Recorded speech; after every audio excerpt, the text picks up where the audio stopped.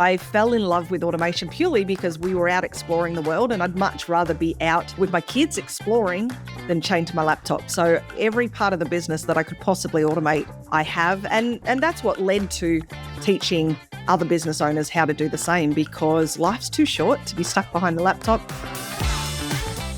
Welcome to the Agency Hour podcast, where we help web design and digital agency owners create abundance for themselves, their teams, and their communities. This week, we're joined by Karen King, founder of Gold Star Pro. We dive into what it really takes to build a location-independent agency without feeling overwhelmed. We'll be sharing Karen's story of how she made the leap to running her business from anywhere, why automation is the key to freedom, and how you can start leveraging AI to lighten your workload. I'm Johnny Flash. Stay with us.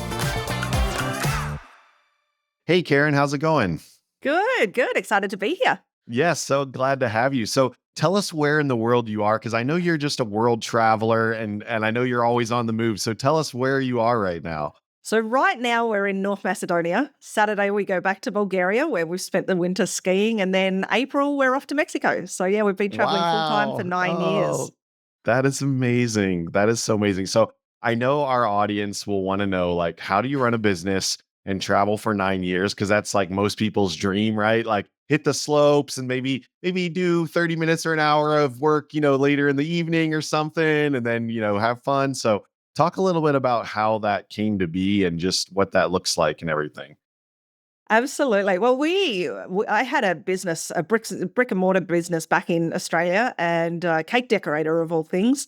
And we were just living, the Australian dream, so to speak. We were doing everything that society said that you needed to do to be happy. We had our 2 kids in school. We had a beautiful house.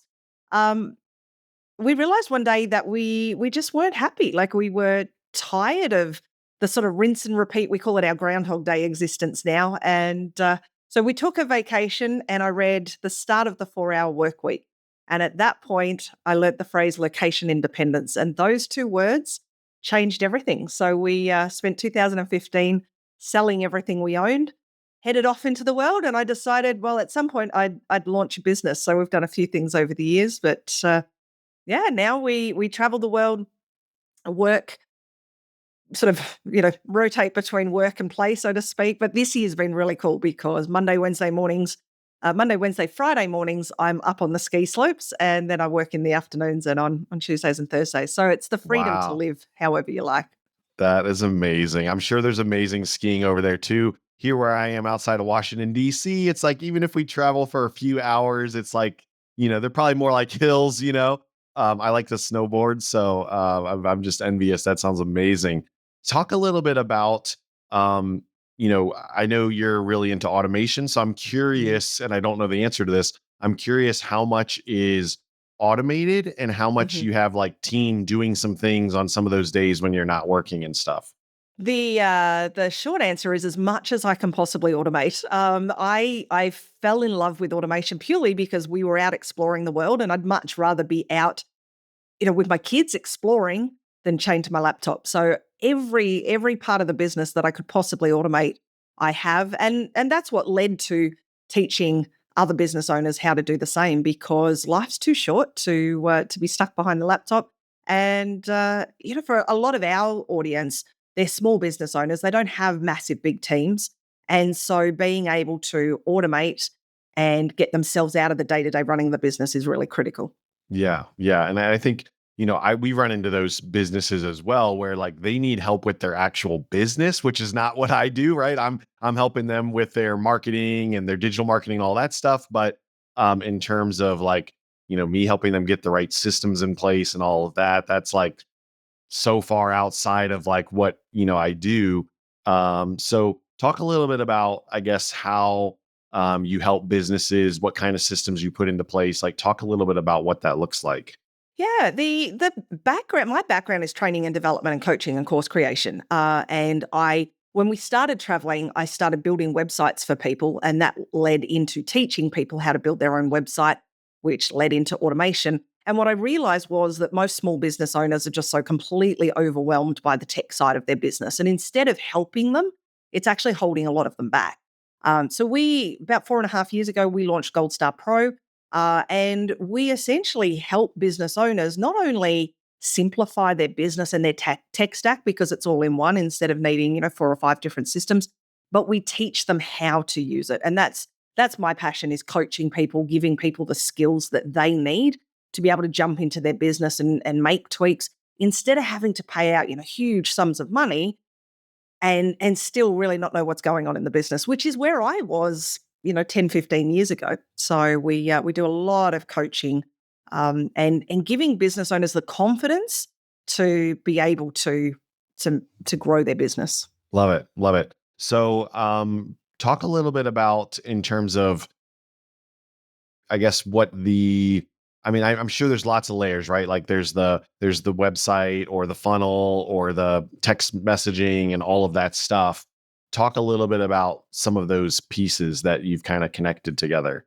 Absolutely. So the beauty of the platform is it's now a true all-in-one. There's very little outside of Zoom. There's very little that small business owners need outside of the platform. So from websites and funnels, email marketing, automation, courses, communities, document signing, the whole package is there. And for most business owners, initially it's probably a bit more than they need.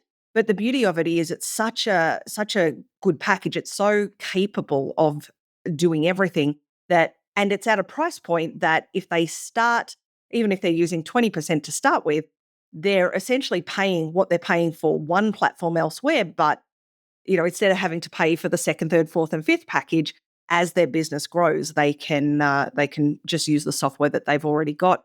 And on top of that, they're learning a skill set that grows with the business. So instead of needing to learn 5 different systems, they build skills on top of skills, which is much easier for people that are typically overwhelmed by the tech side of business. Yeah, I love that. And for those that aren't offering some kind of tech stack or whatever, this is a great option. How much support do you have to provide? I'm sure there's some, getting them up to speed with it and all, but once someone's been using it for 3, 6 months, like, do you have to provide a lot of support or? Not really. So we have 24/7 live chat, and so they look after a lot of our customers. But we also offer live coaching calls as well. So we find that the majority of our business owners use that a lot in the beginning as they're growing their business.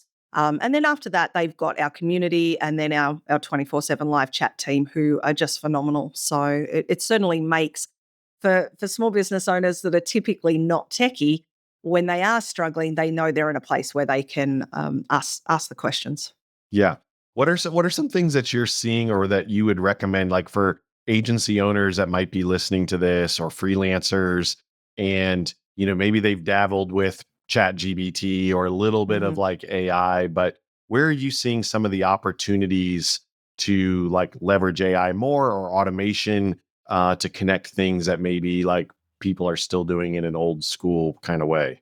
Absolutely. I think just simplification, in whatever way that makes sense. Yeah, for us, we're teaching a lot of just basic chat GPT for our customers. It's about what are they trying to do, and how do we make that easier. And for a lot of them, it's just content, or it might be mapping out plans for their business or whatever the case may be. And so every agency is obviously going to be different. Every business is going to have different needs, but it's finding the tool that's going to make the task easier, and making it really simple for people to be able to use. Cool. I love that.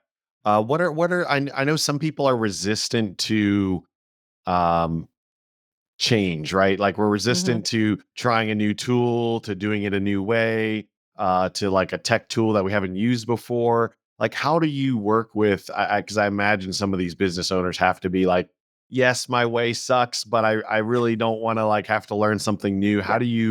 How do you help people like overcome those fear of the new tech kind of thing? We're kind of fortunate in the sense that by the time they get to us, they've tried a Hmm. lot of other systems and it's not Hmm. working for them. And so we've created a solution, not only in the software, but in the space that we provide for them. So the support and everything that comes along with that. But we make it easy for them. And that's, I think, the biggest thing is when change is involved, so often it can be really difficult and it pushes people outside of their comfort zone. So we do a lot of sort of follow the leader type training where they literally watch me click this button and they click it. Quite a few of our users have said, "Oh, I've had to go out and buy a second monitor just so I can put you on one screen and watch use the software on the other." So just whatever we can do to make it as easy as possible for them, so that that overwhelm. And I think that's what a lot of people are struggling with, is just sheer overwhelm. And when it's changed to something else, it's just more overwhelm. So simplification, and that's obviously where automation comes in, but also huge support. And do some of your solopreneurs have like maybe an office manager or somebody on their team that can also that does some of the things that need to be done, like creating the social media posts or whatever? Absolutely. Yeah. A lot of our users have their VAs, number of online business managers, things like that. So yeah, I mean, it's a real mix. But what I do see is that a lot of our customers, they want to learn the skills themselves. Maybe they don't want to ultimately do it all, but they want to have an understanding of what it is that's happening in their business. So if they need to make a tweak on their website or jump in and make a change somewhere else, they have the skills to be able to do it.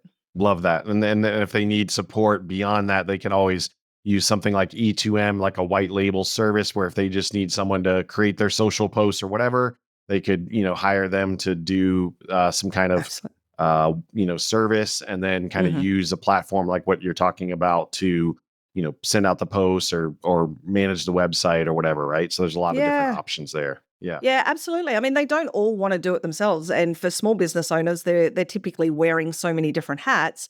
So again, simplification, giving them the confidence that they can do it, but then yeah, showing them how that they can, make it as easy as possible. Yeah, yeah, love that. Um, Talk a little bit more about. I'd like to circle back to kind of how we were talking about like traveling and being a business owner, because I know Mm. obviously I coach a lot of agency owners in agency Mavericks, and just talking to other business owners and stuff. I think, and I don't know if this is like I don't think it's just an American thing. I think it's a struggle Mhm. like in other parts of the world. Maybe in America it's worse, but there is this like I don't know if it's a badge of honor to like go on vacation but have to work or whatever, but it's like there's far too many people that like go to the beach and then they have their laptop and like their kids or their family are out playing at the beach or whatever, and they've got to like go back and like do the Zoom calls and do the messaging with their team, and like it's just not really, I don't think, what anybody envisioned the vacation would be, but they've kind of like it's become the bad habit. And so obviously with you having been traveling for 9 years, like there is a balance, right? It's like you want to be fully present on the ski day or the whatever sightseeing or whatever you're doing. But then you also have to like find some little, piece of blocks of time where you can do work and stuff. And I think most of us do that pretty poorly. Mhm. And so I would love to just kind of know from you, like some tips, tricks, things that you've kind of found to help make it so that you're not just like thinking and doing work all the time while you're traveling. Yeah, absolutely. And it's something that I've had to learn. It's something I've really had to work on because I love what I do. And so it's really easy to get caught up in that. And then have mum guilt and all of those sorts of things. Or on the other hand, it's really easy to go out and be enjoying the travel or the vacation or whatever so much and be torn because hey, I'm meant to be running the business. So I think there's a couple of things. First of all, really blocking my time well. I have select days where I have calls with clients or prospective customers, whatever the case may be, and then I start the week by blocking out certain time for certain activities. So for me this year, this is our second year skiing in Bulgaria. And last year I didn't ski nearly as much as I wanted to because I was literally feeling like, we were really growing the business and I was spending a lot of time working on the business. And by the end of the season, I said, I just haven't had the time skiing that I wanted.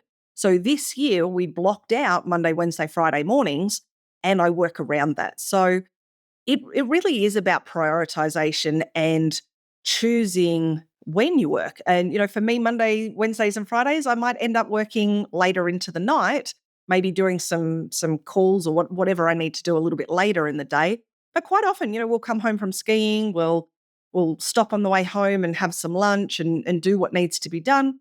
I've had the time with my family, and then I can sit down, and that's when my daughter goes and does her learning, and my husband jumps in and edits videos and all of those sorts of things.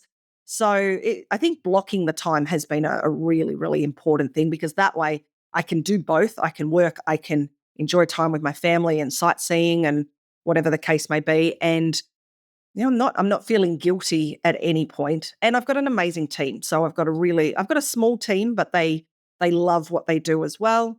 They know what they need to do. They've got ownership over their parts of the business, and they report back to me. So I might finish skiing and I'll have a couple of messages, but they know what they're doing, and I have to trust them to do their part in the business as well. Yeah. And you're kind of implying without directly saying, but like, I think business owners are constantly like, I have to be checking my email all the time. I have to be checking my messages. I got to check in on Slack. And like, you're not saying it, but you're kind of implying it that like, hey, when you're skiing, I don't imagine you're like at the top of the run, about No. to go down, and like checking your phone and replying to like your team or this or that. Like your team, your clients, whatever, they know like, hey, if it's Monday, like you're not going to get a reply from Karen, or it's going to be after 3 o'clock or whatever the thing is. Mhm. So I don't want to just gloss over that, because I think that is one of the like real challenges that people have, right? Is like, oh yeah, I went on vacation, quote, Mhm. air quotes, right? And then they're like constantly, their mind is not with their kids and their family and what they're doing. They're like in a different, they're thinking about all the stuff that's piling up while they're not. So talk a little bit Yeah. about that, because I think it's easy to just kind of go by that, but I think that's an important part. Again, that's something that I've had to learn, and I'm still guilty of that. We could be sitting watching TV of an evening, and my phone's still there. And because customer service matters to me so much, and when we see an email from a customer, I want a response to that customer straight away. Um, I've set the standards pretty high, and my team are Hmm. Hmm. amazing at it. But there's still that Hmm. part of me that is like, oh, I know it's 11 You're not o'clock at quite night. enough, right? Yeah. Yeah. Yeah, and in reality, it doesn't have to happen that quickly, Even if it's a few hours, or one of my team is on the other side of the world to me, so when she's asleep, I can see the emails and follow up, and vice versa. And so our customer service is awesome anyway, but it's just that standard that I've set for myself. But as I said, this year I've made the point of saying, well, you know what? I am skiing at this point in time, and I really want to be present for that. I don't want to get to the end of the season and think, you know what, I missed out again. Or, my daughter's 14, nearly 15. My son's 20. He's back in Australia. And so I have limited time that, she's here. So I really want to make the most of it. And that doesn't mean I get it right all the time. But you can only try, and you can only do better and better. But yeah, there's certainly times where, this year I'm really blocking out my time a lot more. And so if one of my team members comes to me with something, then that has to find a time in the calendar, because when we first started traveling, I loved the freedom of not having to schedule. But my ADHD brain just jumps from one thing to another. And what I found this year is that I am blocking out time, so I know what my tasks are for the week, and I know that Monday mornings I'm skiing, Monday afternoons I've got these projects that I'm working on, and I factor in time for those things that crop up along the way. Um, but having that organization and the time blocking has actually been a huge thing for me this year.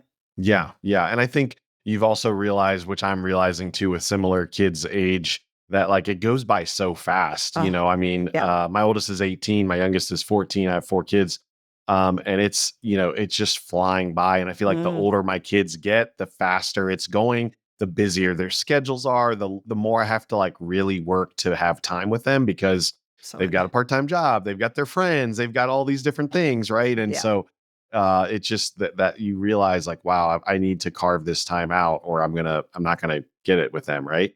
Definitely. And one thing that I didn't appreciate, nobody really like people talk about, well, they're 18 or 19 and they go off and start their own life. I guess it's been a little bit harder for me because my son's on the other side of the world, but I didn't appreciate just how different life would be once he had gone. So yeah, he actually left at 17, went back to Australia and moved in with my parents. He was super independent, and we thought, yeah, that's fine. And I always joke with him now. I wish I'd said no for another year because that's gone. Like it's time that you don't get back. And my daughter's cursing him now because I've told her, nope, you're not leaving until you're 18. I'm holding on to you for every minute I've got. So we really want to, we structure our life the best we can because we are working and we have to manage the business and that does require time, but we really do try to structure our life in a way that we can get the most out of it. And right now she needs more community. And so come April, we're going to head over to Mexico and start setting up a base there around community and just do whatever we can to really enjoy the time that we're all together because soon enough that will be gone. They'll be off doing their own thing. And I don't want to regret any of it. Yeah, yeah, that's good. That's good. And there's so many, you're talking about the time blocking. There's so many like little hacks that you can uh incorporate to make that work, right? Like whether you're using an iPhone or an Android, like there's focus modes and stuff, right? And so if there's certain apps that like clients message you on or team message you on, like you don't have to be in complete do not disturb so your friends can't reach you and your family can't reach you. You can put it in a personal mode or some other thing where those apps that are typically blowing you up with work, whether it's email, Slack, WhatsApp, whatever those things are, you can have those like notifications hidden. Don't show me the number of 23 things that are waiting for me and all that stuff. And then for me, that helps a lot in terms of not kind of getting sucked into somewhere I don't want to go at certain times. Right. And so, and then when I'm in work mode, then those notifications are popping up and all this stuff. And so I think there's a lot of like little things that you can do with your email, with your different apps, communication tools that, and I think also just right setting client expectations and team expectations, right? It's like we can't, if our clients don't know we're not available or whatever, if we break our own rules and we're messaging them back all the time when we're not supposed to be, then we're kind of like setting ourselves up for failure in terms of like holding those boundaries, right? Oh, absolutely. And like I said earlier, customer service for me is just so critical that I've really struggled with those boundaries. But again, it's something that I've had to teach myself and enforce for myself as well. And I think we just need to identify what those things are. I want to start my day. I get up usually 6:30, 7 o'clock in the morning, and I go walking for an hour and a half. And that is time that I still have night mode on or whatever the mode is that is turned on, but it means that I don't wake up to loads of pop-ups and all of those sorts of things. Um, but I think we just have to identify what it is that we want and then figure out how to make that happen. And one of the big things for me was finding an amazing team, empowering them to do the things that they're good at, and appreciating that I don't have to do it all. It's okay for someone else to clean up my inbox. It's okay for someone else to respond to messages from people in the Facebook group. And that's the only way you can grow the business effectively because it can't be you all the time. But I think as entrepreneurs and as business owners, when we're so passionate, where we set such high expectations. And the reality is, I know for me, my customer service, even if it's 80% of my standard in customer service, it's still well above what a lot of people know as standard customer service. So, you just have to find those boundaries and be comfortable with what you're going to work within. Yeah, and I think you were talking about the amazing team. That's so important, giving them the tools that they need to do their Absolutely. job, right? So, Mhm. I mean, like I know a lot of agency owners, they'll use something like WP Remote where they can manage a whole bunch of WordPress websites from one dashboard, like Mhm. super easy. Like just having the right tools in place then make it so much easier for your team to get a lot done in a short amount of time and just serve more customers and have better support and all those things that you're saying I think, matter so much when you have the right tools and the right team in place. Absolutely. And training them how not only how to do their job, but how Mhm, to come to you when they need your support as well, because mhm, mhm. you can give them the skills, but there's always going to be something that comes up. And it's so easy as a business owner to do it yourself. And this is something I've struggled with for years. Like, as I said, ADHD brain, it's so quick and easy for me when I just jump in and get it done.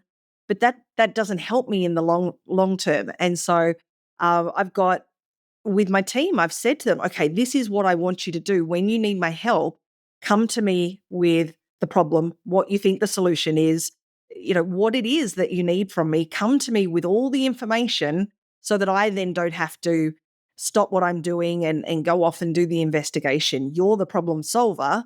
You just need me, you might need to run it past me just to make sure that you're on the right track. And then there's a lot of things like that we turn into a playbook.